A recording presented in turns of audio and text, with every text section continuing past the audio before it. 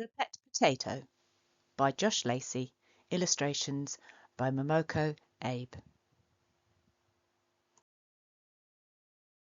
All Albert wanted was a pet, but his mum and dad always said no. They said, "We're too busy for a dog." They said, "Cats make mum sneeze." They said, "Rabbits need a big garden." They said, "Of course we can't have a giraffe. Don't be silly."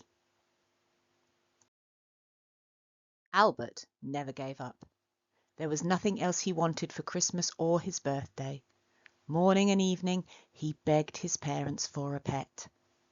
Until one day Dad called him over and said, "I have a present for you." It was a small parcel wrapped up in blue paper and tied with a piece of ribbon. "What's this?" Albert said. "There's only one way to find out," said Dad. Albert opened the parcel and inside he found a potato. "You wanted a pet," Dad said. "There you go." "That is not a pet," Albert said. "That is a potato." "It's a pet potato," Dad said. Dad made jokes like that all the time. Albert had learned to ignore them. He put the potato away and forgot about it. Potatoes can't look sad or lonely, but somehow this one did.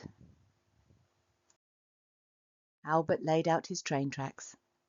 When he had finished, the potato went for a ride in one of the carriages. Albert built a tower with a room at the top. From there the potato could see for miles around. Albert took the potato to the playground. It swung on the swings and rolled down the slide and went round and round and round the roundabout. Mickey wanted to use the potato as a football, but Albert said no, that wouldn't be nice.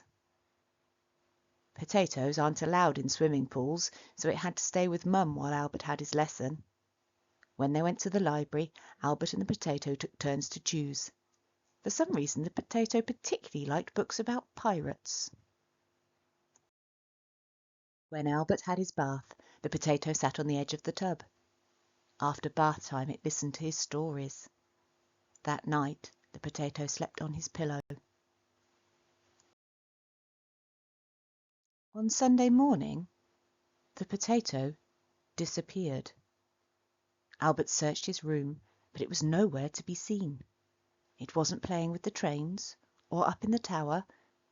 It might have gone for a walk or down to the shop to buy some milk, but potatoes can't really do that, can they?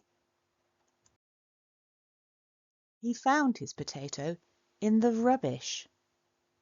"Put it back, please," Mum said. Albert refused. "You can't throw him away." "It's smelly and mouldy," Mum said. "It's going green. I don't want that thing in my house." Dad dug a hole. Albert put his potato in the ground. They covered him up. They said goodbye. Mum and Dad sat down with Albert for a serious talk. "You were so good at looking after the potato," Mum said. "We think you're ready for a real pet." Dad said, "We're going to get you a hamster." But Albert didn't want a hamster, nor did he want a dog, a cat, a rabbit, or even a giraffe. He wanted his own pet back, his beautiful, perfect pet. After a couple of weeks, a little shoot appeared. The shoot grew leaves. Every day the leaves were bigger. Dad gave the fork to Albert. Albert dug and dug until he found all the potatoes. There were enough for everyone.